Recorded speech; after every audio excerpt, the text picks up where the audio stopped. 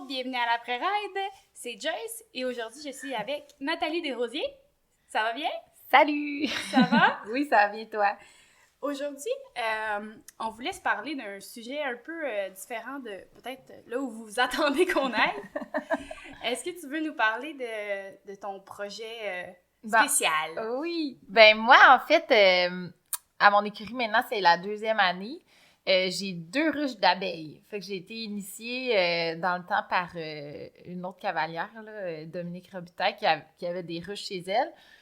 Puis, dans le fond, ces ruches étaient rendues comme trop fortes. On en parlera un peu plus tard, là, mais ça a donné des ruches supplémentaires. Fait que Dominique, moi, elle m'a donné la piqûre, on va dire, puis elle m'a initiée à ça en me donnant des ruches, puis elle m'a un peu parrainée l'année passée là-dedans pour m'aider à apprendre comment s'occuper des abeilles, parce que c'est pas si simple que ça. Donc, puis moi, dans le fond, depuis, là, moi, je trippe, là, j'adore ça, là, ouais. C'est vraiment une belle aventure. Donc, tu as une écurie, une grosse écurie, tu Ouais. donnes des cours, puis par-dessus ça, il y a des abeilles dans le cours. Oui, c'est ça. Puis là, en tout cas, moi, ce que j'ai compris, c'est que c'est important les abeilles, pour commencer. Ouais. Puis... Ben, les abeilles, en fait, c'est à cause des pollinisateurs qu'on a des fruits et des légumes, puis que les fleurs peuvent faire des graines, puis tout ça. Tu sais, il y a une partie qui peut se polliniser un peu à partir du vent, là, mais les insectes pollinisateurs, comme les abeilles, les thons, il y a des abeilles indigènes aussi, des abeilles, on va dire, québécoises, là. Mais, tu sais, il y a différents insectes qui vont être capables de polliniser, qui vont aller d'une fleur à l'autre, puis qui vont aller emmener du pollen pour, dans le fond, avoir le mâle puis la femelle pour que ça donne un fruit. Mais, c'est ouais, parce ça. que les plantes, il y a des mâles puis des femelles. Ouais, dans la plante. Ouais, fait qu'il faut que le... Tu sais, dans le fond, l'abeille, là, si vous regardez des images, là, les abeilles, ils sont toutes poilues. Puis n'importe quel insecte que vous allez voir qui a comme un peu de poils, même les papillons, ils en ont un peu. Les thons, là, les gros thons, sont toutes poilus. Les abeilles sont poilues. C'est ça, il y a des petites abeilles. Parce que nous, tu sais, les abeilles à miel là, qu'on voit là, à la télé, puis les petits dessins jaunes et blancs, là, ça, c'est vraiment des abeilles européennes. Les abeilles ont été bridées, on va dire, depuis l'Égypte là, ancienne pour donner de plus en plus de miel. C'est un peu comme du bridage de cheval. Ils ont comme affiné pour avoir des abeilles plus productives, moins agressives, puis plus faciles à... Mais c'est surtout, là, l'affaire, c'est la production, là, tu sais. Des abeilles indigènes du Québec, là, ils vont faire le 8e du miel. OK, fait qu'on a domestiqué les abeilles. Ouais, clairement. Ah, je savais pas. Ouais. Puis, est-ce que pour les chevaux, ça a un impact? Non. Pas du tout. Ben, moi, les ruches sont dans le cours, là. Ils sont pas loin des paddocks, puis ils dérangent pas. Les abeilles, c'est pas...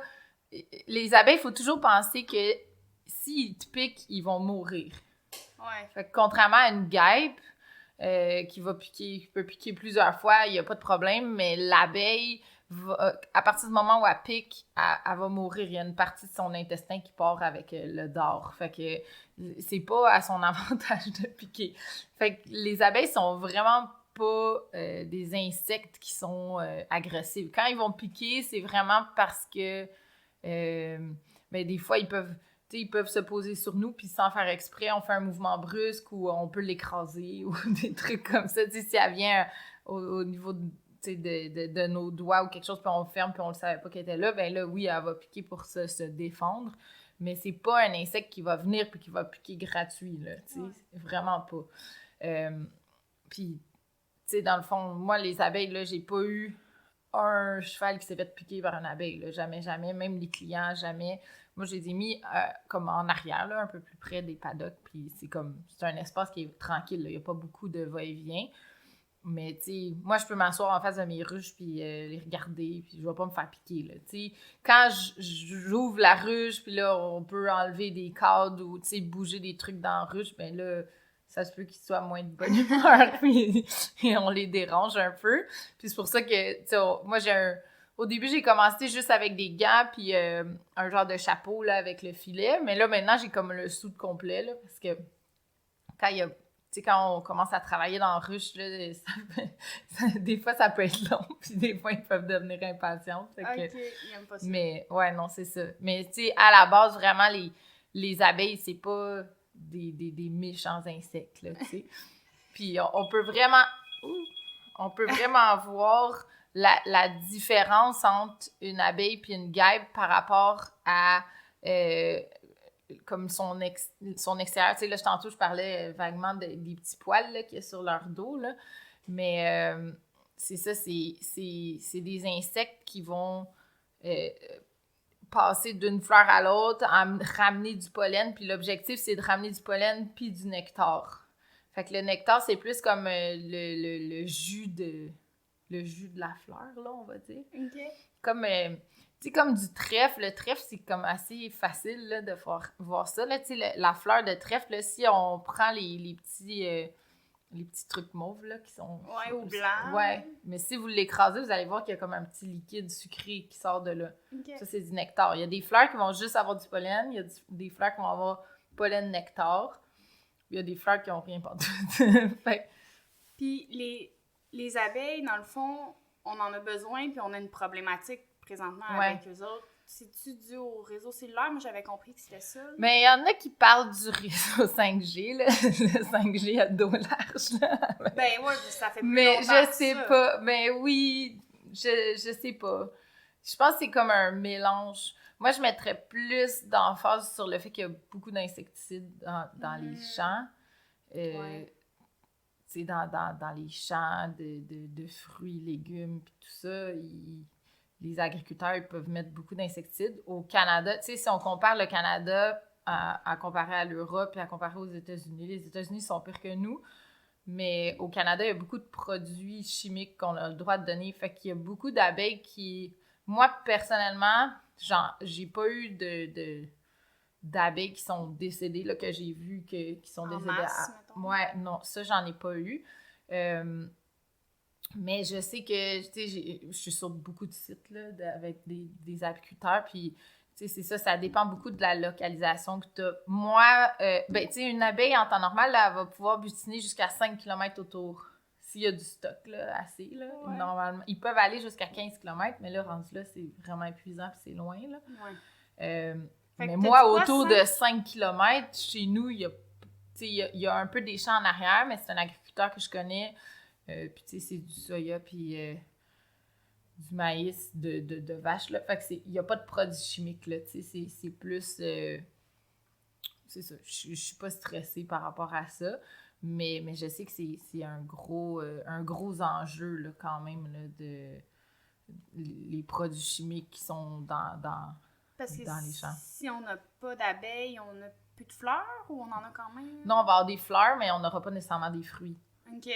Fait qu'on en a vraiment besoin. Ouais, vraiment besoin. Oui, vraiment. Vraiment. Parce que sinon, tu sais, ça va juste faire que ben, on aura plus de pollinisation, tu sais. Ouais. C'est super important. Tu sais, les abeilles européennes, tu sais, comme moi, là, les ruches que j'ai, c'est des abeilles européennes qui ont été, comme, on va dire, importées. Fait que c'est pas nécessairement des abeilles qui vivraient ici maintenant, là.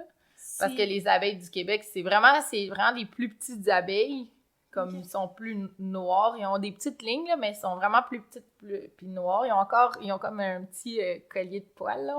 Moi, des fois, j'en vois à l'écurie. Chez moi, ils viennent, tu sais, sur les fleurs autour quand j'enseigne, je les vois.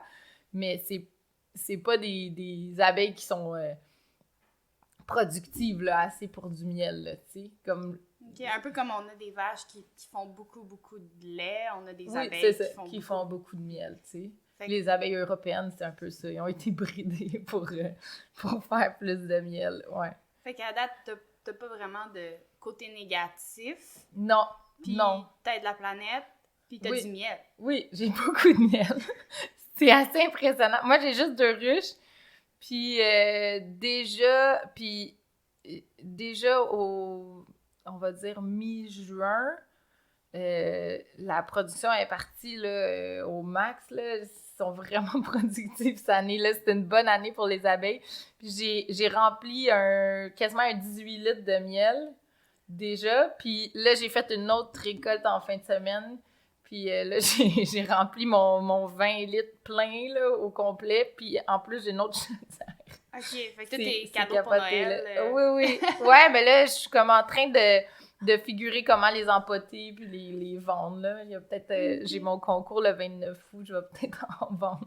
Je vais mettre mon gars là-dessus. Ah, ben ouais. Ben c'est vraiment cool. Moi, je vais venir t'en acheter, Ben c'est sûr. oui, ben oui. Est-ce que moi, j'ai le droit d'en avoir dans ma cour? Maintenant, je peux-tu m'acheter une ruche? Oui. Ouais. N'importe qui. Ouais, pas mal n'importe qui. C'est sûr que, tu sais, quand t'habites en banlieue ou quelque chose, là, il y a le voisinage, là, autour, mais ils vont... Tu sais, les abeilles, ils vont pas... ils veulent rester dans leur ruche, tu sais. Puis souvent, qu'est-ce qui arrive, là, le vrai problème, puis ça, c'est... Tu sais, un peu comme nos chevaux, là, on a le brossage à faire, puis les affaires à faire. Les abeilles, ils vont demander un certain entretien, on va dire, que à peu près une fois par semaine, c'est entre 7 à 14 jours, là. Une fois par semaine ou une fois aux 2 semaines. Oh, le petit chat. Mon chat, il bouffe les chicks. J'avais emmené des petits trucs. Mais c'est ça, faut que tu fasses juste, faut que tu ouvres ta ruche, puis là, faut que tu regardes qu'est-ce qui se passe dedans. Fait que le plus important, c'est qu'il y ait toujours de la place pour que la reine ponde. Parce que dans une boîte, tu sais, si vous voyez là sur le bord de la route, là, les espèces de boîtes d'abeilles. Avec des tiroirs. Ouais, genre, ben c'est pas des tiroirs, c'est comme des boîtiers avec des cadres dedans. OK. Puis chaque abeille, tu sais, chaque boîte que vous allez voir, il y a une reine dans la boîte. Il y a juste une reine. Tout le reste, c'est toutes des abeilles. C'est comme toutes des serviteurs de la reine, on va dire. Puis il y a combien d'abeilles? Ça dépend du nombre de boîtiers qu'il y a. Tu sais, quand vous voyez, tu sais, juste une boîte, c'est peut-être 300 abeilles, mais quand vous voyez les grosses ruches, là, qui sont vraiment hautes, là, il peut y avoir des milliers d'abeilles, là, dedans, là. Fait que ça peut être vraiment... c'est très populeux, là. Il y a beaucoup, beaucoup, beaucoup d'abeilles. Quand on ouvre ça... Puis, tu sais, on commence à bouger les cordes, là, on se rend compte combien il y a d'abeilles. Des fois, ils se mettent tout en grappe, en gros moton, puis là, tu sais même plus où les placer, là, tellement que il y a du monde dans la ruche, là. Il y a vraiment le party pogné, on va dire. T'as-tu dit un chiffre? Je m'excuse, je me suis Ben, parce les petites... Tu sais, quand c'est des petites Ouais. boîtes, c'est comme, on va dire, tu sais, peut-être 300 abeilles. Mais quand c'est des grosses boîtes, c'est des milliers, là. Des milliers. Ouais. Je vais essayer Puis ça, c'est juste avec une reine. Fait que la reine, elle pond des œufs continuellement, là. Elle peut pondre des centaines d'œufs en une journée, là, comme... Puis, tu sais, dans le fond, le plus important quand vous allez avoir une ruche, c'est de vous assurer qu'il y a de la place pour que la reine ponde. Parce que si la reine, elle pond pas... ben là, les abeilles vont recevoir le message de la reine pour dire « OK, là, on n'a plus de place, on n'est pas bien. » Fait que là, on va trouver une solution pour ça. Puis souvent, la solution qu'ils vont faire, qui n'est pas super bonne pour quelqu'un apiculteur, ben c'est qu'ils vont...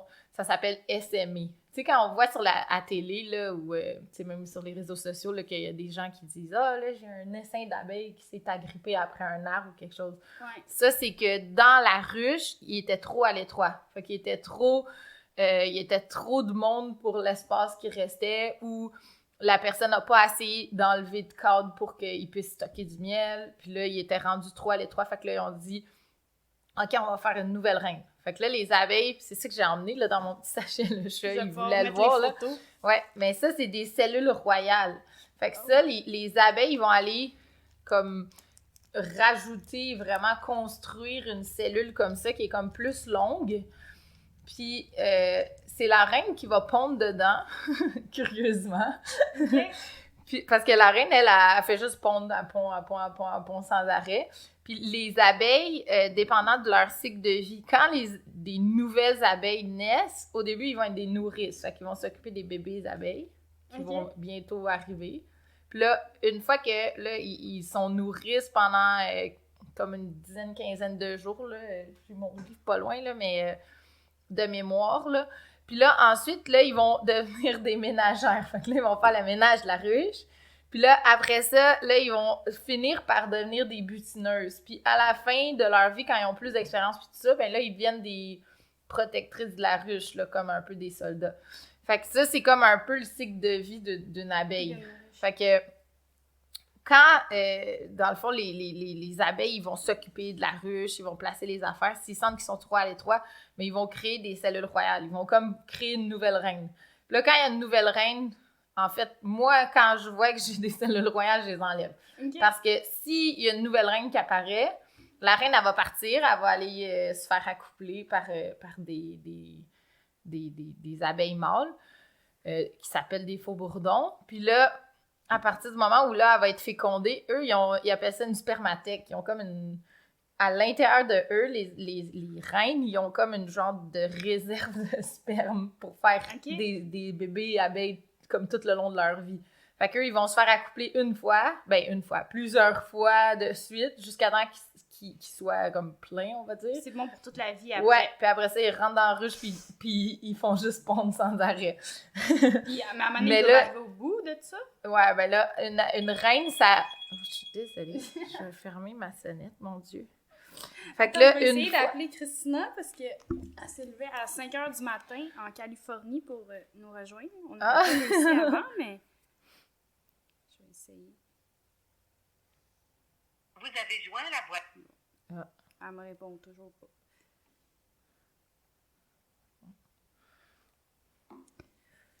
Fait que dans le fond, c'est ça. Si il y a une... Tu sais, si moi, exemple, dans mon... Puis ça a été un peu ça, là. Cette année, en juin, j'ai une de mes ruches, là, comme... C'était fou, là. Genre, la production de miel puis d'abeilles était complètement hallucinante. Puis il y a eu une cellule royale que j'ai pas vue. Okay. Puis là, j'ai vu après, dans mon autre inspection d'après, qu'elle était éclos.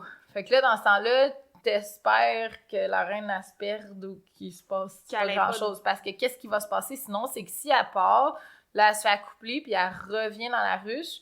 Là, elle, théoriquement, c'est comme la nouvelle reine qui est comme plus jeune, comme meilleure. Puis elle va se battre avec la reine que t'as en ce moment dans ta ruche. Fait qu'elle va se battre avec ou elle va sacrer la vieille reine dehors, on va dire. Okay, fait que là, si la vieille reine se fait mettre dehors, elle va garder toutes les plus vieilles abeilles. Fait que souvent, là, ils vont partir avec une partie de la production de miel, puis ils vont partir avec beaucoup d'abeilles. Fait que là, dans ce temps-là, si t'avais une ruche qui était forte, ben là, tu vas perdre la moitié de ta population d'abeilles, tu sais. Fait que ça, c'est vraiment plate, là, tu sais. Et puis, s'ils vont faire leur nid dans le manège intérieur, c'est moins le fun aussi. Ouais, mais ça se rattrape, là. C'est juste qu'une fois qu'ils sont séparés, tu peux pas les remettre ensemble. Okay. Fait que si t'avais une ruche qui était forte, qui produisait beaucoup de miel, ben là, si elle est à moitié de la population, ben là, où tu rajoutes une autre ruche, une troisième ruche, parce que là, t'as une nouvelle reine. Ils peuvent plus vivre ensemble à partir du moment où t'as comme séparé la ruche. Okay. Fait que moi, j'ai eu cette cellule royale qui a comme sorti. Là, j'étais bien stressée. Finalement, je sais pas si la reine est décédée ou elle s'est perdue ou quelque chose, mais elle n'est pas revenue. Fait que moi, à ce moment-là, quand j'ai su que j'avais ça, j'ai mis une ruchette, là, qui est comme une plus petite ruche que tu peux accrocher dans un arbre. Puis tu mets des huiles essentielles un peu pour comme attirer. Fait que s'il y a un essaim qui sort, ben normalement, ils vont aller là-dedans, mais ça veut pas dire, là, tu sais, des fois, ils peuvent s'en aller plus loin, puis là, tu les perds dans ce temps-là, carrément. Mais t'as pas l'impression que t'as perdu des abeilles? Non, parce que la ruche, elle déborde, là, tu sais.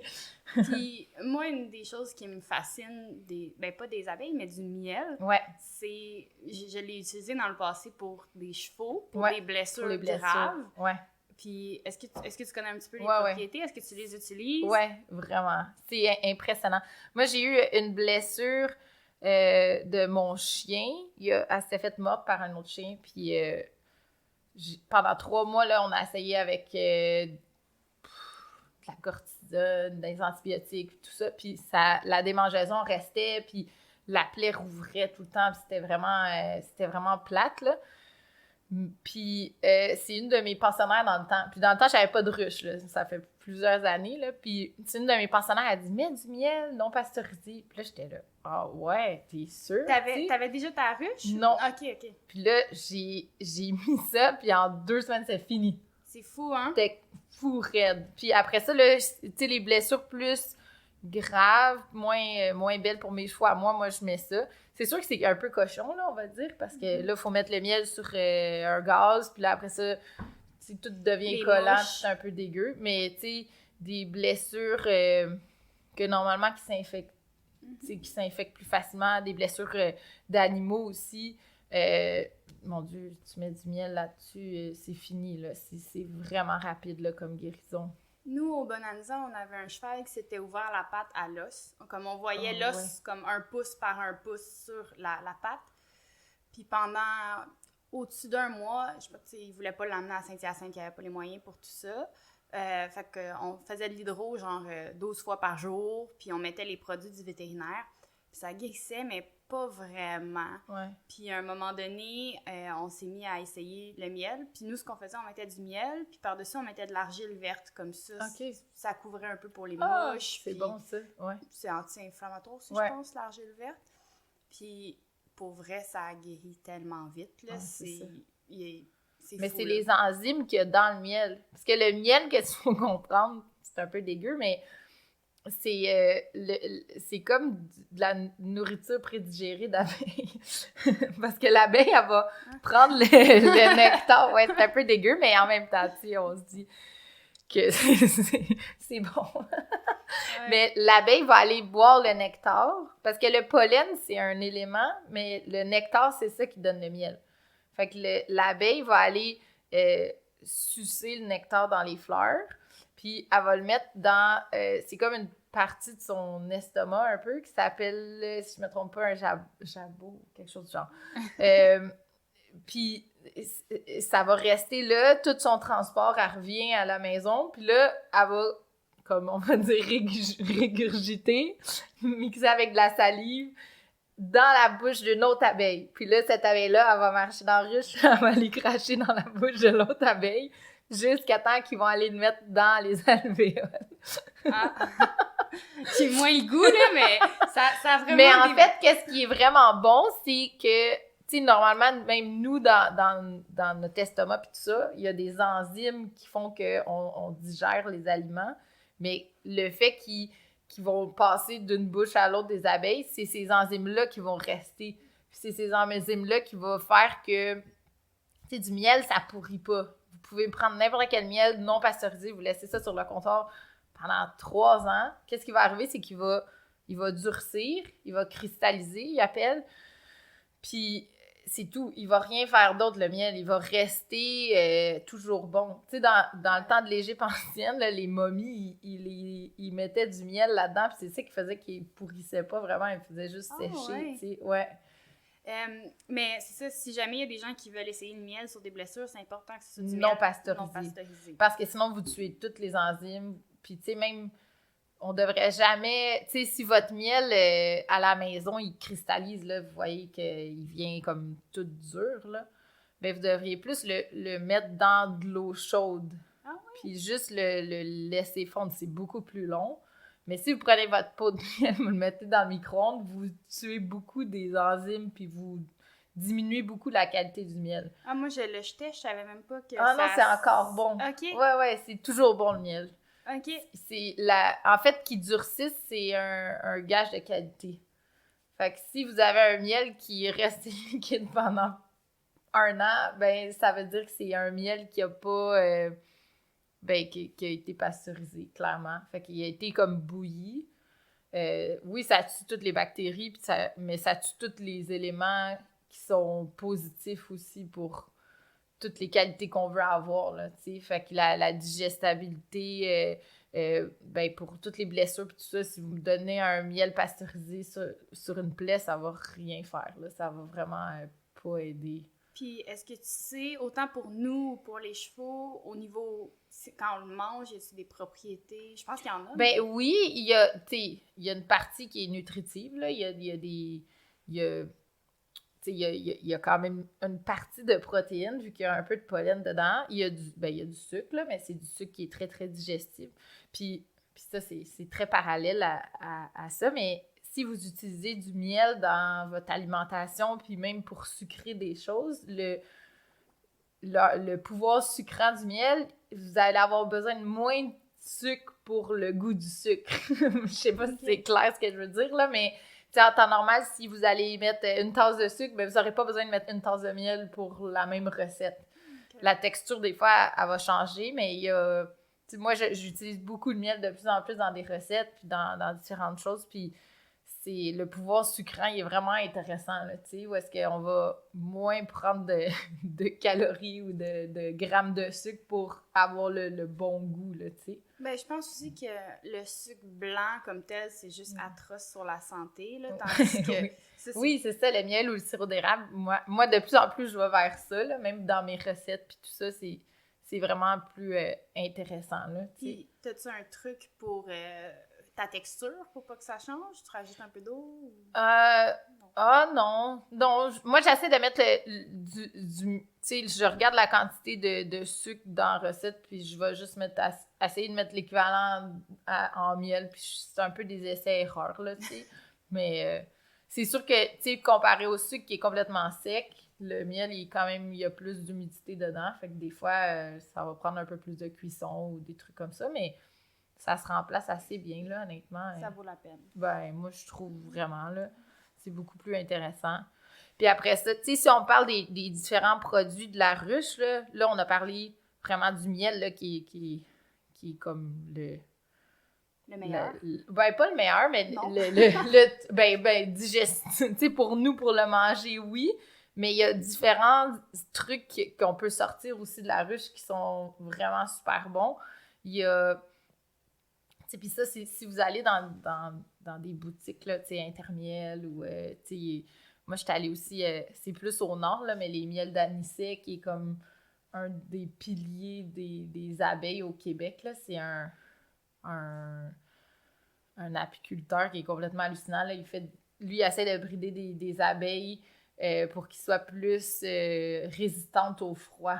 Parce que nous, au Québec, on est comme un peu les on n'est pas comme en Europe, là. Nos hivers sont beaucoup plus rustiques, plus difficiles, là. Ben oui, j'avais entendu que tu en avais perdu des abeilles comme ça. Ouais, l'année passée, je sais pas pourquoi, mais mes ruches sont parties. Fait que là, il y a comme différents apiculteurs qui sont autour de chez nous qui ont eu la même situation. Puis là c'est pourquoi on parlait du 5G tantôt, là il y a une des apicultrices qui pensent que c'est relié à l'antenne 5G qui a été installée il n'y a pas si longtemps, pas loin, mais on va le savoir cette année-là, en fait, là. Mais moi, je pense plus que c'est à cause que l'année passée, il y a eu des gros redoux. Fait qu'il y a eu des très, très gros froids. Fait que ça, dans ce temps-là, tu sais, pour hiverniser une ruche, il faut comme mettre une genre de couverture, là, sur elle, puis faut nourrir la ruche, là. On va donner comme une espèce de sirop. Parce que, qu'est-ce qu'il faut comprendre, c'est que le miel d'automne, qui est comme le miel là, qu'ils sont en train de stocker en ce moment, c'est un miel qui est beaucoup plus de pollen. C'est un miel qui est comme plus lourd, on va dire, comparé au miel plus de début d'été. Puis si on laisse ce miel-là dans une ruche pour l'hiver, ça peut comme rendre les abeilles moins bien. Ils vont comme finir, même, tu sais, il y a certains documents qui disent que les abeilles vont comme avoir des problèmes de digestion parce que c'est comme un miel trop intense. Ouais, trop lourd pour passer l'hiver ici, tu sais.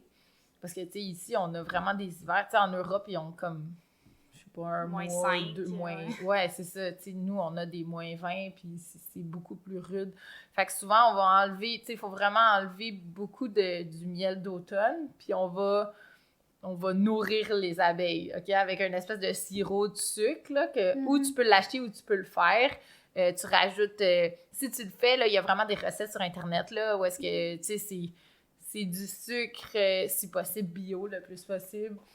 Puis après ça, tu rajoutes du vinaigre de cidre, des huiles essentielles, des trucs comme ça.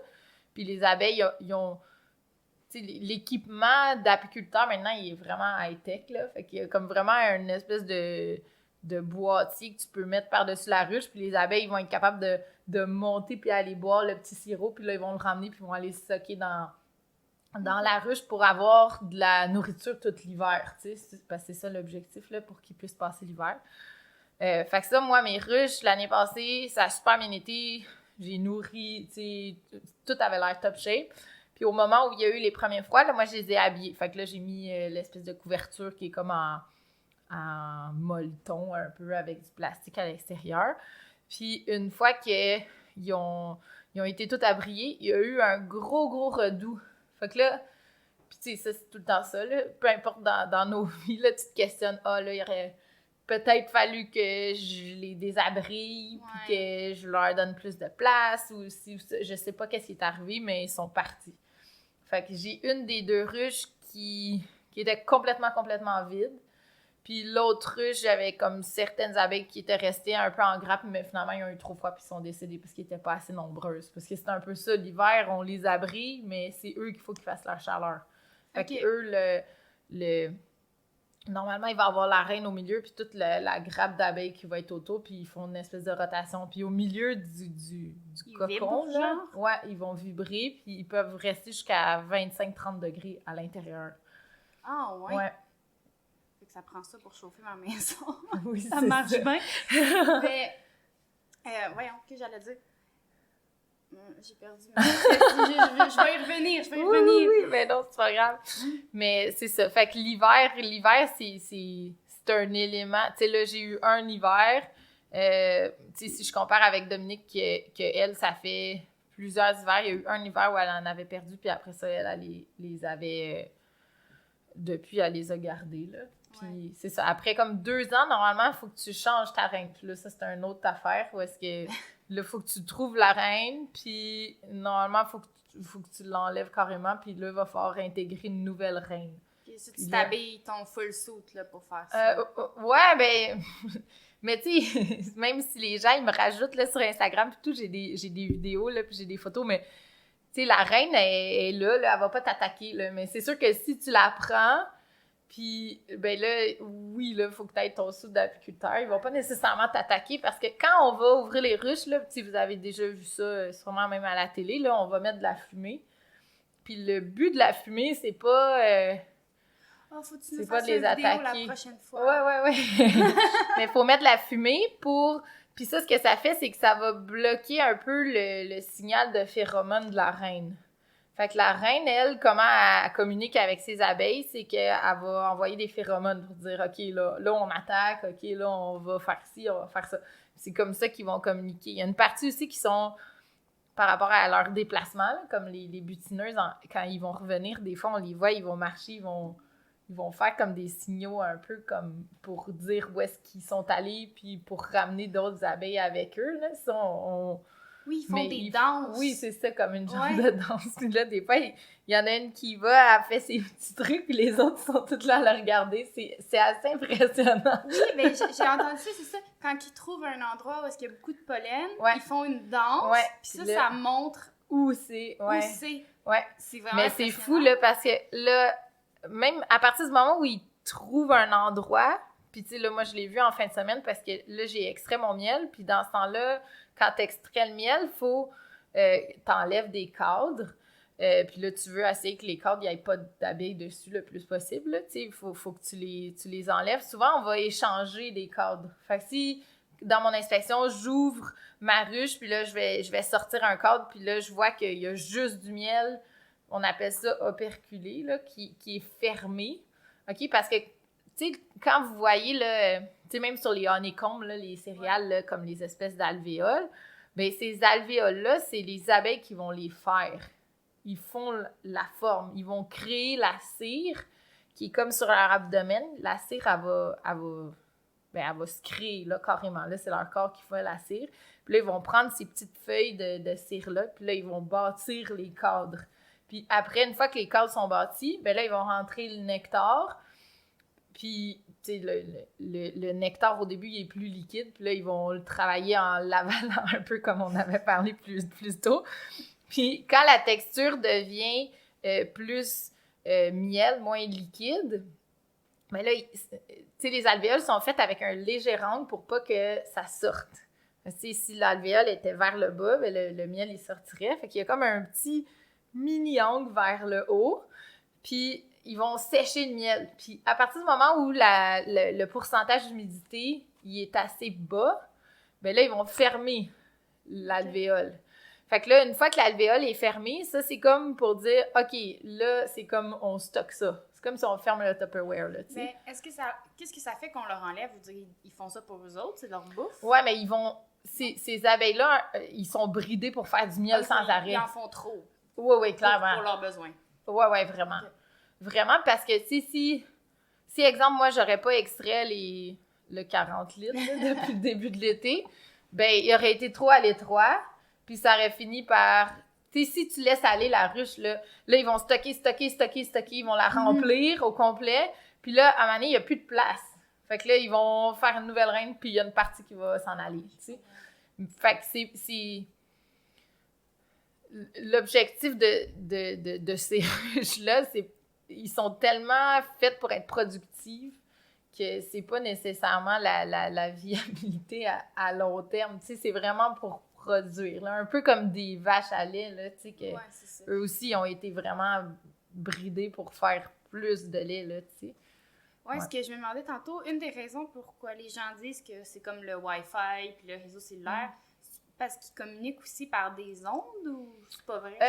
Ben, c'est plus, en tout cas, moi, ce que j'ai lu puis ce que j'ai compris, c'est beaucoup plus les phéromones. OK. Fait que c'est vraiment la reine qui va communiquer les informations au reste de la ruche. Donc, normalement, Ben, on le sait pas, tu sais, c'est tellement nouveau. En Europe, il y a certaines personnes qui disent que les réseaux Internet puis tout ça les rend inconfortables, mais il n'y a pas d'études qu'on peut dire qui sont vraiment poussées puis claires sur... C'est ça. Mais en tout cas, on sait que dans les écuries, le réseau ne rentre jamais bien. Non, ça, c'est sûr. Je sais pas c'est quoi qu'il y a autour des écuries qui fait que le réseau rentre pas, là. Je sais pas chez nous, il y en a, par exemple. Ah ouais, ça rentre bien? Ouais. Ben moi, je suis quand même proche de l'autoroute, tu sais, peut-être, je sais pas. Là, j'ai l'impression, là, je mets le pied dans une écurie, mon cellulaire, il marche plus. Ben c'est bon, en même temps, ça nous fait connecter sur d'autres choses. Ben oui, c'est ça. Comme s'il faut que je réponde à mon téléphone, il faut que je sorte de l'écurie. Oui. Ah, c'est bon. Mais là, c'est ça. Fait que là, c'est ça, je parlais de la fumée, là. Mm-hmm. Fait que quand vous allez, tu sais, vouloir travailler dans la ruche, ben on va mettre la fumée pour un peu brouiller les phéromones que normalement, ils vont le sentir un peu. OK. Fait qu'on brouille un peu le signal, puis comme ça, la reine, elle peut pas envoyer un signal d'alarme, genre aller attaquer, là, comme go. OK. Fait que c'est le but de mettre un peu de la fumée. Tu sais, tu veux pas mettre de la fumée comme défoncée pour genre comme qu'ils s'en aillent, là. Tu sais, c'est pas le but, là. C'est vraiment juste pour brouiller un peu les pistes, puis... OK, je pensais que ça les rendait toutes individuellement dizzy, mais en fait, ça brouille leur communication. Ouais, c'est ça. Okay. C'est vraiment plus ça. Ils prennent pas vraiment la décision d'attaquer par eux-mêmes, c'est la reine, souvent. Ouais, ben la reine, elle va dire « OK, là, on est en danger, faites ça », tu sais. Mais c'est toujours la reine le boss, là, tu sais. Puis ça te prend combien de temps dans ta semaine t'occuper de ça? Ben normalement, c'est une fois par semaine. Si c'est juste une inspection, on va dire, puis ça dépend, là, en ce moment, mes ruches sont vraiment fortes, fait que j'ai comme 2 grosses boîtes qui sont comme, on va dire, la colonie, là, où est-ce que la reine, elle est, puis où est-ce qu'elle va pondre des œufs, puis tout ça, puis j'ai 2 autres boîtiers qui sont au-dessus pour le miel. Puis ça c'est l'organisation de la ruche, c'est super intéressant parce que la reine, tout l'espace qu'elle a pour pouvoir pondre, elle va l'utiliser. Fait que si... tu sais, quand vous allez... Prochaine fois là, que vous allez voir des ruches là, sur le bord de la rue, là, vous allez voir, il y a plusieurs boîtes. Fait que souvent, il y a des grosses boîtes en bas, puis ils ont des plus petites boîtes en haut. Les plus petites boîtes, c'est pour le miel. Parce que si on met des grosses boîtes... Moi, quand j'ai commencé, j'utilisais des grosses boîtes. Puis une grosse boîte pleine de miel, là, ça peut peser jusqu'à 60 livres. OK. C'est vraiment lourd. Fait que quand les ruches sont pleines, là, c'est comme... C'est vraiment de la job. Fait que c'est tout le temps mieux d'avoir les plus petits boîtiers. Puis qu'est-ce qu'on fait, c'est que normalement, il y a les grosses boîtes en bas pour avoir plus d'espace pour que la reine ait de la place pour pondre. Puis entre les deux, il va y avoir une grille à reine qu'on appelle. Mm-hmm. La grille à reine, c'est une grille que les espaces entre sont assez gros pour que les abeilles, comme on va dire les abeilles butineuses puis tout ça, ils puissent passer de haut en bas, mais la reine ne pourra pas passer. Fait qu'elle pourra pas aller pondre des œufs dans le miel. Mais de toute façon, à partir du moment où il y a du miel dans des espaces, dans les alvéoles, la reine, elle va jamais pondre dans du miel. OK. Mais là, tu nous donnes vraiment beaucoup d'informations, là. Mais c'est complexe. mais oui, c'est ça. Mais mettons que tu fais ça une fois par semaine. Une fois par semaine, ça me prend à peu près 1 heure. 1 heure, 1 heure et demie, ouais. OK. Fait que quelqu'un qui veut Ouais. faire ça, mettons, faut qu'il calcule 1 heure par semaine c'est ça. de checker les abeilles. Puis après ça, 3 fois dans l'été à peu près, là, tu vas extraire le miel. Fait que ça c'est un peu plus long. Tu sais, à partir du moment où là, vous avez les cadres plus de miel que tu extrais, ben là, il faut que tu t'assures d'avoir le bon pourcentage d'humidité. Fait que si tout ton miel, tu sais, là, tantôt, je parlais là, du miel operculé, là, où est-ce qu'il y aurait une petite couverture fermée de cire qui est par-dessus à cause que l'humidité était bien. Normalement, ce miel-là qui a été fermé, il est prêt à être mis en pot, mais si il y a comme la moitié de ton cadre que c'est du nectar encore qui est trop liquide, ben là, dans ce temps-là, il faut que tu le déshumidifies. Fait que là, tu te mets dans une pièce, tu mets un déshumidificateur. Tu sais, s'il faut que tu fasses ton extraction là, ben ça, tu peux faire ça. Fait que là, tu déshumidifies. Puis là, après, on a comme une petite machine, ben pas une machine, mais un truc pour checker l'humidité, là. Tu vas mettre le miel sur une petite lame, puis tu regardes à la lumière que, mon Dieu, je me rappelle pas du nom, là, mais c'est une petite patente là, qu'on peut acheter dans des boutiques d'apiculteurs, là. Mais ça a-tu été compliqué à apprendre tout ça, puis le faire? Ben, j'ai lu beaucoup. Dominique, elle m'a aidé beaucoup. Cette année aussi, j'ai fait affaire avec une... Ben, c'est comme des spécialistes des ruches qui se déplacent chez toi. Puis là, ils peuvent checker avec toi les différents éléments de ta ruche, puis t'aider à savoir un peu plus où tu t'en vas, puis ils peuvent t'aider dans des... Tu sais, comme là, je vais sûrement les refaire venir à l'automne, là, pour m'assurer que tout est beau avant de tout refermer, pas avoir de mauvaises structures comme l'année passée. Ça, c'est ça s'appelle l'école apicole mellifera. Fait qu'eux, ils sont vraiment super gentils, là. Je les ai vus en début d'été, puis j'ai vraiment beaucoup aidé. Ils te chargent pour... Ouais, c'est comme un montant, là. Il me semble que c'était 150 pour une inspection d'à peu près 1 heure, 1 heure et demie, là. Okay. Ils ont été avec moi, ils m'ont expliqué plein de trucs, puis c'était vraiment super, super intéressant, là. C'est-tu beaucoup d'investissements financiers à avoir? Quand même. Ouais. Il faut comme... Ben... Tu sais, c'est ça, il y a des boutiques apicoles qu'on peut acheter du stock. Il faut comme un peu que tu ailles trouver qu'est-ce qui fait ton affaire. Là. Mais tu sais, il faut se dire que si vous achetez des nouveaux nucléis, des nouvelles comme familles d'abeilles, on va dire, ça coûte à peu près 150 pour une ruche.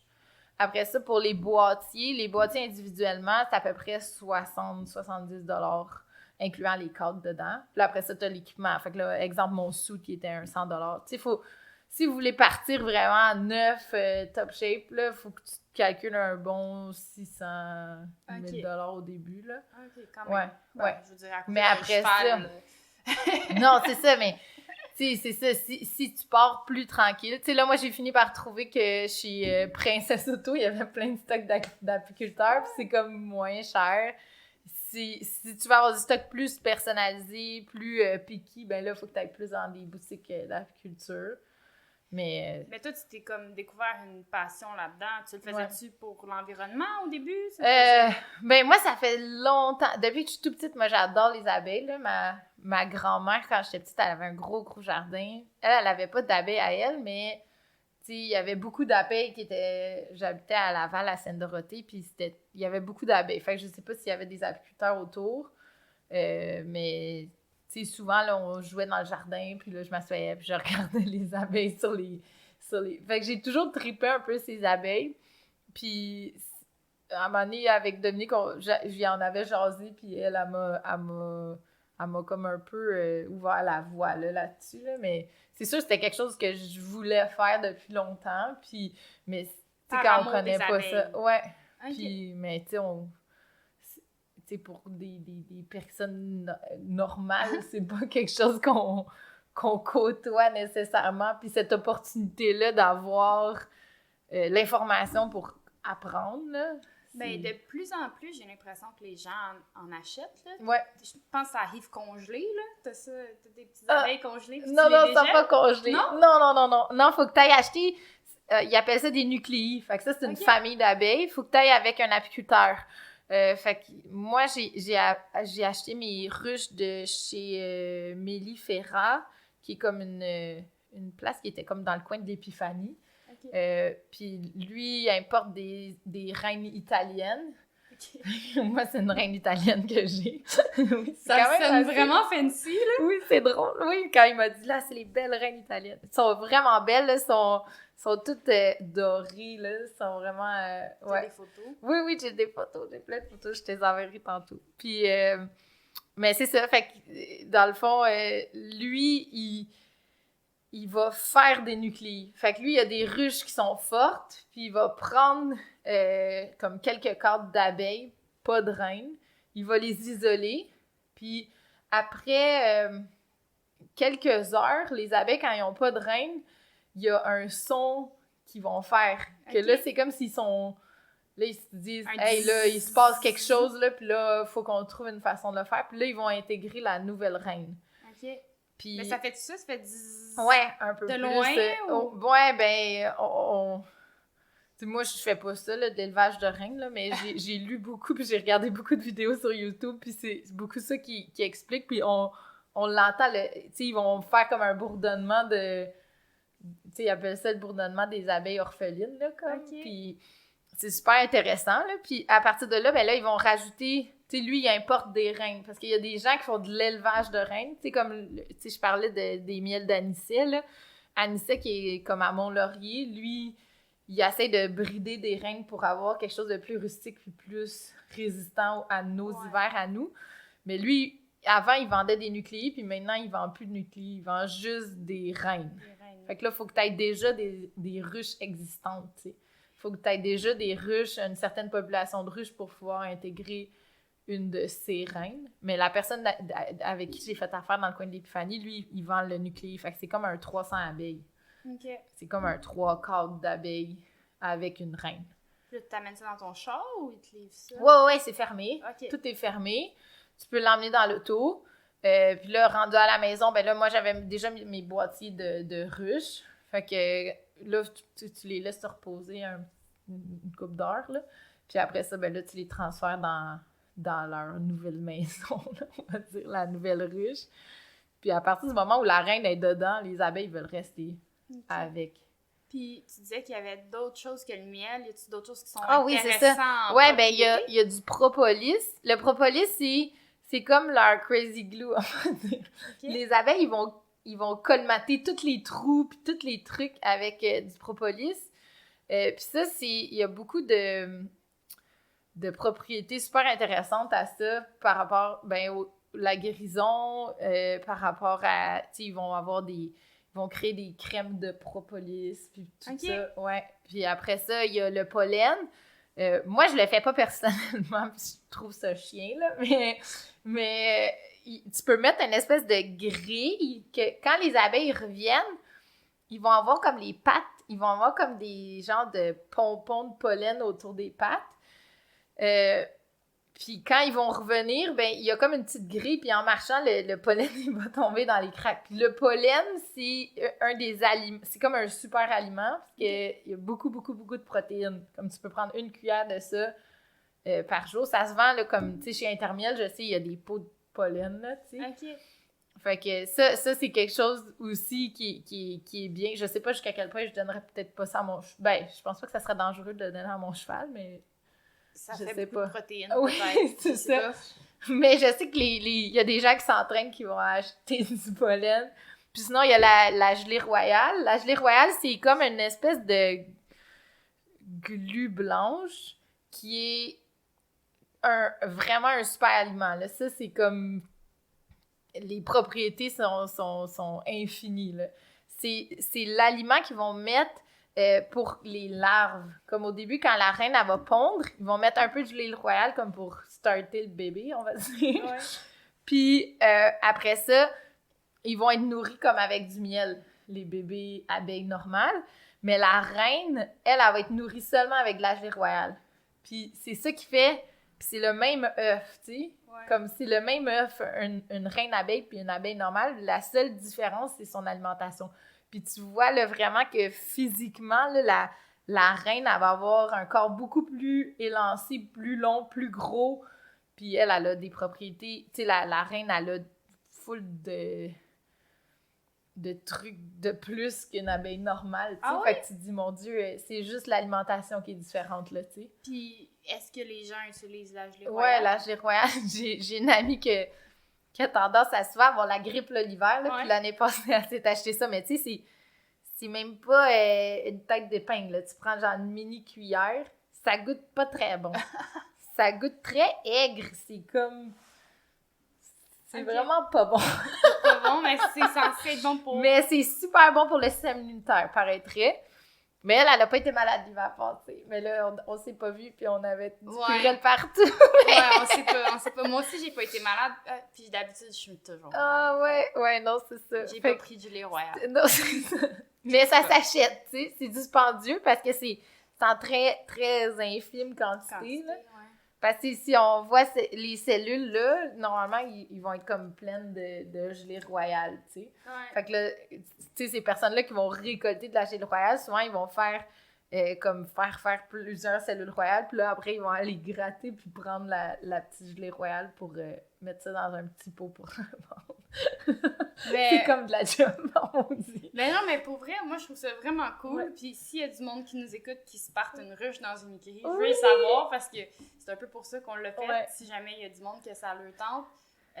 Moi, c'était surtout le côté environnement. J'étais comme, on a besoin d'abeilles, puis pourquoi pas, comme quand parce que les abeilles, il y en a plus, là. Tu sais, il y en a quelques-unes abeilles indigènes, mais... Tu sais, si vous regardez dans votre jardin, puis, tu sais, faites l'exercice de regarder sur votre téléphone, la différence entre abeilles et guêpes, là. Il y a beaucoup de guêpes. On voit des guêpes partout. Mais des abeilles, là, il n'y en a plus. Est-ce que quand tu as des abeilles, il y a moins de guêpes? Est-ce que c'est... Non. Non, ça change rien. Les guêpes sont gossantes. Même des fois, quand je fais des inspections, là, les guêpes qui arrivent, puis là, sont comme, on vient voler du miel. Puis là, ils essayent d'aller pogner du miel, là, ils se battent avec les abeilles. Surtout à ce temps-ci. Le début d'été, il n'y a pas beaucoup de guêpes. Okay. C'est comme si, là, leur population a grandi, puis eux, l'hiver... Mais eux autres, ils pollinisent pas, là. Ils sont lisses aussi. Tu sais, si vous regardez, là, la vraie grosse différence, là, c'est qu'eux, ils ont comme une armure, un peu. C'est très lisse, c'est très jaune pétant, puis eux, ils ont vraiment une taille. Les abeilles, c'est comme des petites grosses un peu. Ils sont comme... Mais, mettons, tu vois comment c'est chez nous, là, j'ai un parc en arrière, puis les enfants, ils jouent au soccer le week-end, mettons. Tu sais, je voudrais pas comme... non, ils iront pas. Se piquer. Non, ils vont pas piquer. Tu sais, je la mettrais pas collée sur le bord, mais je la mettrais plus peut-être plus sur la maison. Puis après ça, il faut qu'il y ait un espace en avant de la ruche pour que les abeilles puissent décoller. Okay. Mais ça n'a pas besoin d'être 10 mètres, là, tu sais, avoir un 2-3 mètres en avant. Puis après ça, les abeilles, eux, ils font leur petite affaire, là. Ils veulent pas piquer, ils veulent pas faire de trouble, là. Eux, ils veulent juste nourrir leur reine puis rendre tout le monde content, là, tu sais. Mais j'avais vu un documentaire sur Netflix aussi, je sais pas si tu as vu ça, puis genre, je conseille pas nécessairement aux gens à la maison de faire ça, mais le monde se piquait volontairement. Ah oui? Ouais, puis l'abeille, elle meurt, là, c'est triste. Mais il apprenait avec un épingle, puis il la mettait sur eux pour se faire piquer. Mais ça a l'air, selon ce que les gens pensent, les gens qui font ça pensent, que ça l'aide pour certaines maladies, certains problèmes. Ah ouais? Le venin? Ouais. Je pense que c'est surtout les maladies auto-immunes, des affaires de même. Oh my God, non, je sais pas s'il y a des études qui backent ça. Moi, j'ai vu ça sur un documentaire Netflix. Puis même Netflix avait l'air, on sait pas trop, mais le monde font ça a l'air marcher. Mais ça a l'air que tu peux développer une allergie. OK. Comme si... à force de te faire piquer. Ouais. Ben moi, ce qui est un peu dangereux. Je suis quand même chanceuse parce que j'ai pas des grosses réactions, là. Ouais. Honnêtement, si... Tu sais, puis on le voit même sur les réseaux sociaux, que, tu sais, sur les groupes d'apiculteurs amateurs, là, tu sais, il y en a qui... oh là, j'ai full enflé de ma main, je sais plus quoi faire. Puis là, tout le monde est comme, change de hobby, man. Tu vas mourir, là. Comme, je joue pas avec ça, là. Ah ouais, Tu sais, si vous enflez ou si vous sentez pas bien, ben, c'est pas une belle activité pour vous, là. Tu sais, c'est quand même toujours un risque qu'on va se faire piquer. Mais plus que la ruche, tu sais, l'année passée, mes ruches étaient plus petites. Cette année, là, en ce moment, elles sont vraiment fortes, là. Elles sont très, très populeuses. Puis c'est un peu plus... sont un peu moins... tu sais, ils sont plus protectrices, là. Tu sais, je le sens cette année plus que l'année passée. Mais ça dépend de la population, ça dépend de la reine, ça dépend de tellement d'éléments, là. Mais ça, c'est comme un risque normal de se faire piquer, puis... Tu gardes-tu un épipène à l'écurie? Oui, j'en ai un. OK, c'est ça. C'est quand même... Oui, puis quand vous avez des ruches, il faut que vous enregistrez au MAPAC aussi. Puis tu as le droit d'avoir un épipène à ce moment-là? Non, il faut que tu l'achètes ton épipène. Mais ça prend une prescription, non? Si tu dis à ton médecin que tu as des ruches, ils vont tout le temps... Il va te dire oui. Ouais. OK. C'est ça, parce que c'est pas nécessairement toi, ça peut être quelqu'un oui, qui c'est vient ça, chez un vous, client là. ou quelque chose. C'est tout le temps... C'est quand même important, là, de pas... de pas niaiser avec ça, non, même non. si en Non, il y a quand soi, même beaucoup de monde qui ont... Ben, beaucoup de monde. C'est quand même une allergie qui est relativement courante, là, des abeilles, là. Mais toi, t'as pas de clients qui se sont fait piquer. Non, personne. Fait que quelqu'un qui a une école d'équitation, c'est pas nécessairement un stress, c'est juste Non, mais tu sais, il faut penser à où est-ce que vous la mettez, la ruche. C'est sûr que si vous la mettez à côté de votre entrée, il y a plus de risques. Là. Ouais. On veut la mettre à un endroit où est-ce qu'il n'y a pas trop de vent, où est-ce que c'est ombragé le plus possible, parce que tu veux pas que le soleil plombe sur les abeilles sans arrêt. Puis où est-ce qu'ils vont avoir un espace de décollage, puis où ils vont être tranquilles. Tu sais, c'est comme vraiment leur spot tranquille à eux, là. Où est-ce qu'on veut pas trop qu'il y ait de va-et-vient, puis où est-ce que tu veux pas trop qu'ils soient dérangés, là, tu sais. Ouais. En tout cas, je sais pas s'il y en a qui nous ont suivis jusqu'ici dans notre discussion sur les abeilles, mais tant qu'à avoir Nathalie ici, puis d'être sur la fin, peux-tu te poser des questions chevaux? Ben oui, avec plaisir. J'espère ne pas trop te prendre de cours, mais toi, t'es entraîneur surtout de dressage? Ouais. Tu fais pas de saut du tout? Non, pas vraiment. Non, je suis entraîneur spécialiste de dressage. Ça serait quoi tes 3 plus gros conseils pour les cavaliers? Tu sais, les 3 choses qu'on fait pas correct, tout le monde. C'est ça, j'étais comme, je vais la prendre de cours un peu, mais... Ben, tu sais, moi, là, l'affaire qui est la plus importante, moi, en tant qu'entraîneur, puis c'est le respect du cheval. Tu sais, peu importe ce que vous faites avec vos chevaux, ils n'ont pas décidé de faire ça. Tu sais, c'est comme, exemple, vous, là, tu sais, n'importe quel individu, vous allez aller au gym, vous allez prendre la décision consciente d'aller sur une machine, puis d'être raqué le lendemain, puis tout ça. Puis ça, c'est vraiment un élément que beaucoup de gens oublient. Puis je trouve que le bien-être du cheval, il est tellement en premier sur tout. Tu sais, il faut rendre le sport agréable puis le fun, puis pour que les chevaux, il y ait du fun aussi, là, tu sais. Moi, c'est un des éléments les plus importants, que mes chevaux, il y ait du fun dans ce qu'ils font, puis qu'ils s'amusent. Puis j'ai eu différents entraîneurs au cours de ma vie où est-ce que je m'étais fait perdre de vue un peu cette affaire-là. Puis j'ai eu une entraîneur qui, à un moment donné, elle m'avait dit, tu sais, t'es bien mieux de te dire que t'as manqué 2-3 changements de pied, puis que tu te couches le soir en étant fière de toi, puis en te disant que toi et ton cheval, vous êtes encore amis, tu sais. Tu sais, ça, c'est vraiment... Peu importe ce que vous faites dans la vie, que ça soit de l'obstacle, du dressage, n'importe quoi, tu sais, oubliez pas qu'à la base, les chevaux, c'est des proies, c'est des animaux qui nous tolèrent, on va dire, sur leur dos, parce qu'ils ont une vie avec nous puis qu'ils nous apprécient, mais tu sais, oubliez pas d'être attentif aux chevaux, là. Tu sais, ça, c'est l'élément le plus important. Après ça, au-delà du bien-être... Juste pour renchérir là-dessus, moi, quand j'ai commencé l'équitation, j'étais quand même vraiment agressive, comme beaucoup d'enfants, je pense. Je sais pas, je pense que c'était particulier, là, avec les chevaux. Puis, tu sais, avec le temps, j'ai quand même... J'ai toujours eu l'impression que j'étais mieux, puis que j'étais mieux. Mais j'ai réalisé récemment qu'il me restait encore un petit peu de ça, quand je te demande de quoi, away, là. Puis, récemment, je me suis mis à vraiment juste comme quand ça marche pas, ben on le refait, mais je monte pas en frustration, je monte pas en fermeté du tout, je fais juste le refaire, puis je leur demande pas plus intense, non, puis je des fois, c'est demande pas décortiquer, plus. tu sais, puis dire, tu sais, exemple, je vais prendre un exemple niaiseux, là, la session à la jambe. Tu sais, moi, quand je vais le débuter sur un nouveau cheval, ben je vais le faire au sol. Fait que là, je vais lui faire comprendre. Je pousse sur sa bédaine, il déplace ses pattes, puis là, il comprend qu'est-ce qu'il doit faire. Attention à ton micro, excuse-moi, ça fait je du l'ai bruit quand touché. tu lâches. Je suis désolée. Fait que, ouais, moi, je suis là, je gesticule. Mais après ça, si vous êtes à cheval, vous essayez de déplacer votre cheval, il comprend pas, puis là, vous bûchez dessus, puis tout ça, ben le cheval, il a pas plus compris, là. Tu sais, c'est comme si vous parlez... Tu sais, imaginez-vous que votre cheval, il parle chinois, puis toi, tu parles français, puis là, le cheval, il te répond un langage incompréhensible, puis toi, tu fais juste crier après en français, il va pas plus comprendre, tu sais. Fait qu'il faut vraiment trouver une manière pour que le cheval, il comprenne c'est quoi. Puis les chevaux, là, tu le mets dans le paddock, là, il fait des sessions à jambes, il fait des pirouettes au galop, il fait du trot allongé, il fait tout. L'important, c'est de réussir à y faire comprendre que c'est ça que tu veux réussir à y faire faire, tu sais. Fait que comment réussir à y faire comprendre que c'est ça?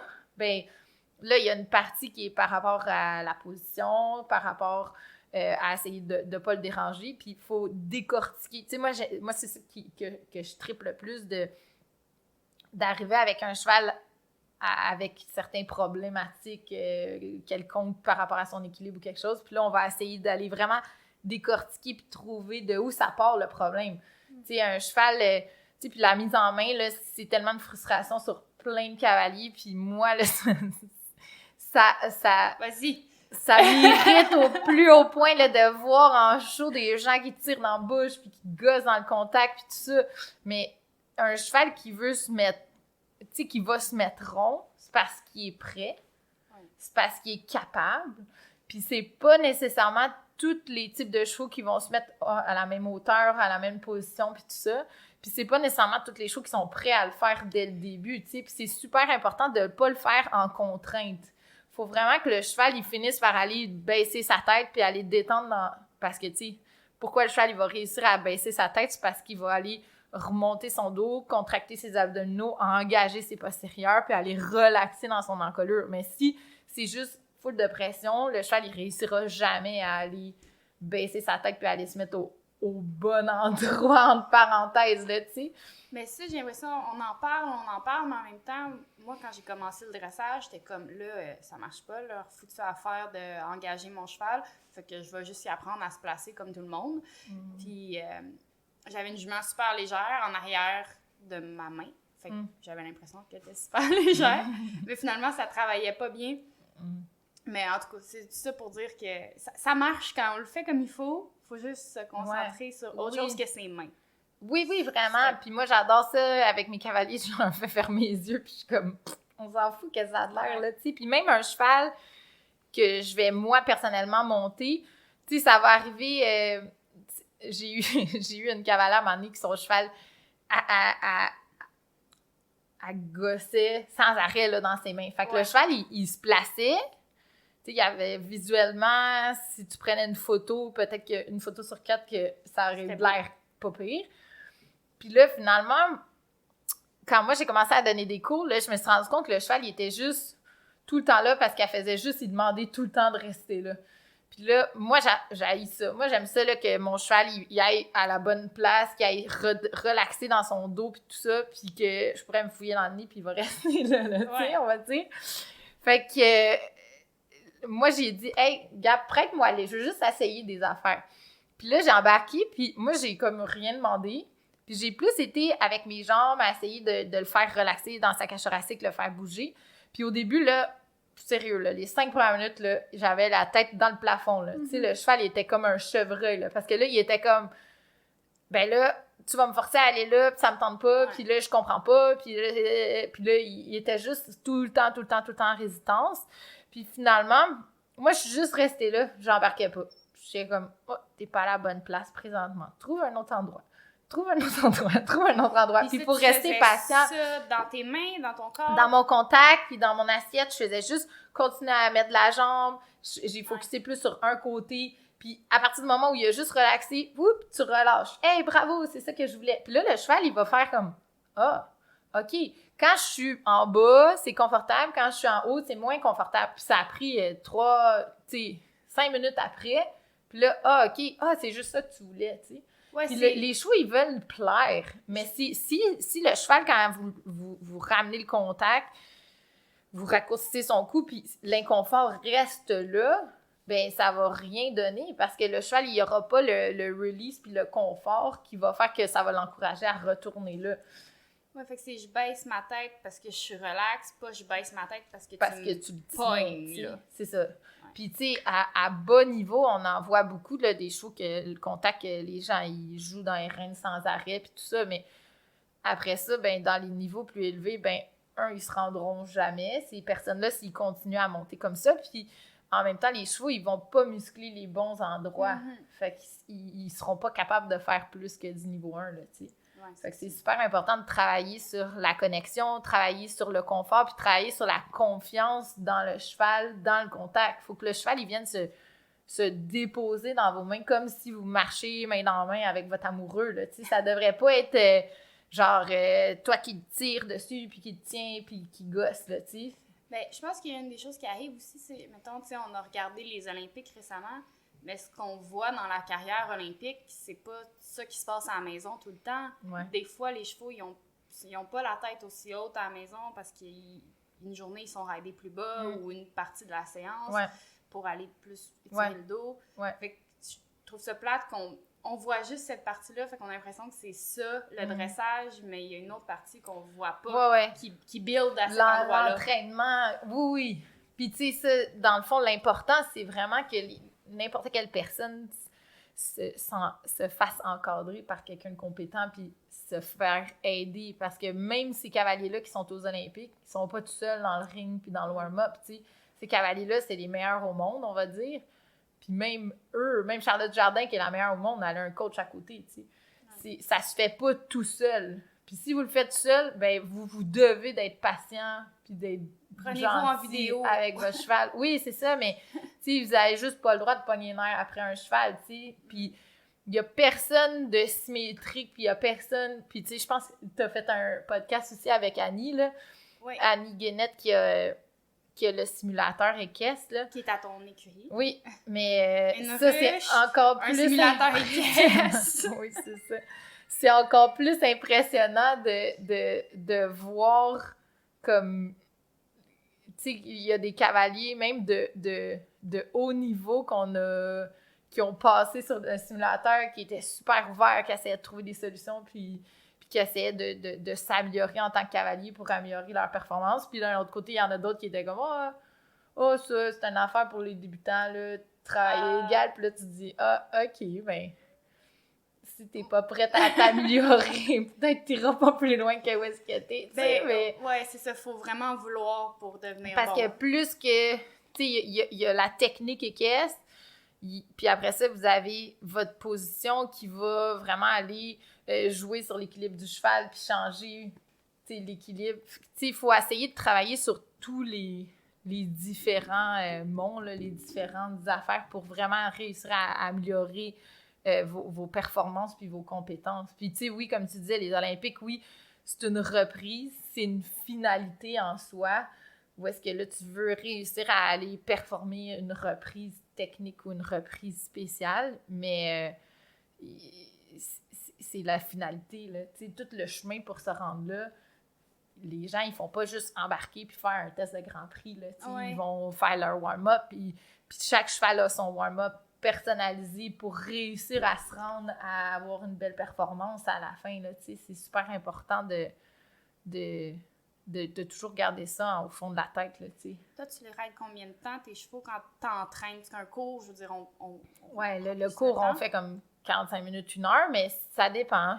Tu sais, j'ai des chevaux qui... Ça dépend vraiment du tempérament du cheval. Tu sais, quand je fais un entraînement, ben je vais vraiment prendre le temps de bien réchauffer, bien marcher au début, de l'assouplir, le cheval, de le relaxer. Après ça, je fais une partie réchauffement. Je vais donner une petite pause. Puis après ça, je vais avoir comme 2 ou 3, on va dire, sujets que je veux essayer de travailler par rapport à où est-ce que je suis rendue avec le cavalier, qu'est-ce que je veux faire dans la prochaine semaine avec lui. Puis, tu sais, un entraînement, là, ça devrait être à peu près 45 minutes. À Dwelf, ils ont fait des études par rapport à l'acide lactique dans le corps du cheval. Puis, à partir de 45 minutes, l'acide lactique, il venait... Tu sais, dans le fond, tu fais juste raquer ton cheval après 45 minutes. Fait qu'il apprend plus, puis il est plus vraiment en train de builder up là, sa musculation. Là. C'est comme si tu allais au gym et tu travaillais les mêmes muscles pendant 2 heures, mais tu vas juste pas marcher le lendemain. Là. Ouais, puis tu seras pas content de retravailler non plus. Ouais, c'est ça. Moi, j'aime ça être raqué le lendemain d'un workout, mais c'est parce que je sais que ça veut dire que j'ai travaillé. Mais le cheval, il est juste comment, je suis pas confortable. Ouais, c'est ça. Puis tu sais, faut toujours garder ça dans l'idée. Tu sais, il y a des chevaux qui sont vraiment... Tu sais, ça dépend du mental. Là. Il y a des chevaux qui veulent, puis qui veulent performer, puis qui veulent faire ça, puis ils sont contents. Puis il y en a d'autres qui sont moins confortables. Puis, tu sais, des fois, c'est d'aller chercher pourquoi il est moins content. Tu sais, des chevaux qui stallent ou qui buckent ou whatever. Tu sais, essayer de regarder, est-ce qu'il fait des ulcères d'estomac? Est-ce qu'il y a d'autres problèmes? Y a-tu mal à quelque part? Tu sais, moi, je travaille avec... une massothérapeute avec mes chevaux qui vient 1 fois par mois. J'ai mes vets avec moi que je travaille avec eux pour essayer de voir s'il y a des différentes problématiques si j'ai un cheval. Mais oubliez jamais que s'il y a un cheval qui veut pas travailler, c'est pas nécessairement parce qu'il veut pas vous faire plaisir. T'sais. La majorité du temps, c'est parce qu'il est pas capable ou qu'il comprend pas. Ouais. Puis je veux juste revenir au contact parce que moi, récemment, on m'a donné vraiment un conseil qui a comme changé ma vie. Parce que je pense que je cassais mon poignet vers l'extérieur. Ah ouais, les poignets. Puis dès que je faisais une petite action de main, ça avait pas besoin d'être grand-chose. Ma jument, elle était comme non. Puis on m'a juste dit, casse tes poignets vers l'intérieur au lieu. Je sais pas si toi t'es d'accord. Oh, non. T'es pas d'accord? Non. Ben, en tout cas, pour moi, ça l'a vraiment aidé. Ouais. Toi, c'est comment que tu le dis? Ben, moi, en fait, là, je veux que le contact il parte de mes coudes. Mais, fait que le poignet, il devrait être droit, mais il devrait être relax. Okay. Tu sais, il devrait avoir aucune résistance réellement dans ton poignet puis ta main. Là. Ta main, elle va tenir ta rêne, mais tout le contact devrait partir de ton coude puis de tes omoplates puis de ton dos, tu sais. Okay. C'est plus un ensemble que juste « Ah, fais ça, ça va marcher », tu sais. Parce que de casser le poignet vers l'intérieur, tu sais, si t'étais vraiment vers l'extérieur vraiment beaucoup, ça tu sais, juste de le faire, ça fige le poignet, il y a comme plus rien qui se passe. Fait que oui, de rentrer, mais tu sais, si tu rentres full à l'intérieur, ben ça revient à la même affaire, tu sais. Ouais. Fait qu'il faut sentir de garder cette mobilité-là, là, de relaxer, là. Tu sais, moi, je dis souvent à mes élèves, là, shake tes poignets, là, relaxe tes bras. J'allais dire, vous ne voyez pas, là, mais on se shake les poignets, là. Oui, okay, c'est ça. Un petit shakeage de poignet. Juste relaxer, tu sais. Puis après ça, il y a certains chevaux aussi. Tu sais, si votre cheval, il est vraiment comme, on va dire en joke un peu, il est comme un chevreuil, il a vraiment la tête dans les airs. Tu sais, essayez de voir si vous le mettez à la longe. Qu'est-ce qu'il fait s'il n'y a pas d'enraînement? Est-ce qu'il se tient la tête complètement dans les airs? Est-ce que musculairement, il est capable présentement d'aller se détendre puis de relaxer? Puis il y a certains enraînements, ben mentalement, puis physiquement aussi, tu sais, il y a des chevaux, moi j'ai vu des chevaux, tu sais, j'ai une jument qui est sur mon école, là, Artemis, qui était une jument... Elle était pas vendue? Non, non. Je pensais que tu l'avais vendue. Ma petite miss. Mais elle, c'était une jument qui était comme un peu un rescue, là, on va dire, là, qui était maganée un peu quand on l'a eu. Puis musculairement, là, ça muscle de dessous de cou, là, il était comme le double, puis c'est pas le triple du dessus, il n'y avait rien au-dessus. Puis la jument avait tellement la tête dans les airs qu'elle s'étouffait elle-même, tu sais, entre-temps. Okay. Elle se choquait, tu sais, elle était vraiment... pas bien. Non, puis on a pris le temps vraiment de la faire s'étirer. Moi, j'utilise... beaucoup un enraînement qui s'appelle le chambon, qui est comme un peu... comme un gog, mais sans avoir la ganse qui part de la bouche jusqu'au poitrail. Fait que dans le fond, moi, ce que j'aime, c'est que ça part du poitrail ou entre les 2 pattes avant, puis ça va passer sur la tête puis dans le mort. Ok. Fait que je veux pas que ça ramène le nez. Je veux juste que ça baisse le port de tête. Fait que ça, cet entraînement-là, qu'est-ce qui est intéressant, c'est que ça va juste les faire aller vraiment bas, puis relax, puis ils vont pouvoir sortir leur nez, puis aller ouvrir vraiment leur bas de dos, là, puis aller monter plus dans leur dos. Puis ça l'a vraiment beaucoup aidé là, d'aller trouver son confort. Puis le chambon, que c'est intéressant, vu qu'il est attaché sur le mort, c'est que si le cheval il lève la tête, ça va pas être confortable, mais s'il baisse la tête, ça va lousser. Fait que déjà, là, on fait comme un peu le chemin dans la tête pour réussir à commencer à toucher aux bonnes lignes musculaires là, qu'on veut aller chercher un peu plus. Oui, puis si ta jument, elle avait la tête au maximum des airs, tu ne le mettais pas serré pour qu'elle Non, baisse pas la au tête. début. C'est Non, ça. au début, on le met, tu sais, juste pour qu'il y ait un léger inconfort, pour qu'elle comprenne que, ah, OK, ah, si je baisse ma tête, c'est confortable. Ah, si je monte ma tête, c'est pas confortable. Ah, je baisse ma tête, je monte ma tête. Puis là, elle jouait un peu là-dedans. Puis là, au fur et à mesure de l'entraînement, puis des semaines, tu sais, parce que c'est pas une affaire d'une journée, puis d'une heure, puis pendant 3 heures, je vais se têter au max, là, tu sais, c'est pas ça le but, là. C'est d'en faire un peu à tous les jours, tu sais, 5 fois semaine, à peu près, des petites séances pour vraiment changer des patterns musculaires chez un cheval, changer sa façon de se projeter puis de travailler. C'est vraiment long, là. C'est comme quelqu'un qui va tout le temps se mettre croche sur une jambe, tu sais. Puis là, on lui dit « Hey, t'es croche! » Puis comme « Non, non, je suis droit. »« Oui, oui, regarde-toi. »« Oh mon Dieu, ah oui, OK. » Fait que là, tu sais, même pour des humains, tout le monde est un peu croche, tout le monde se tient pas symétriquement, on va dire. Mais pour les chevaux, c'est pareil, tu sais. Fait qu'eux, ils compensent de différentes manières à cause de vieilles blessures, à cause de plein de petits trucs différents. Mais de changer sa façon de s'utiliser dans son corps, c'est vraiment, tu sais, c'est pas de tout repos, là. C'est vraiment exigeant, là, pour les chevaux, là, tu sais. Fait qu'il faut vraiment donner le temps aux chevaux pour qu'ils comprennent comment s'utiliser mieux, là, tu sais. Oui, puis on dirait que sur tous les enraînements possibles, tu sais, j'ai déjà été comme complètement anti-enraînement. Aujourd'hui, je ne suis plus du tout anti comme ça, mais à chaque fois que je vois une photo avec un cheval qu'ils ont têté ça pour figer la position le plus bas possible, le plus ramené possible. Le but, c'est de faire réfléchir le cheval. Qu'ils se disent, ah, OK. Tu sais, j'ai un cheval que j'ai entraîné dans le temps, là, ça fait longtemps, mais le cheval, c'est un petit Canadien avec un cou, tu sais, très... tu sais, les Canadiens, puis... Plus épais que long. Plus épais, là, tu sais, vraiment, il était gros, là, puis tu sais, il avait de la misère, il était pas creux, mais il était pas rond, puis, tu sais, le contact, là, il se passait rien, là, tu sais, il comprenait juste pas qu'il pouvait descendre.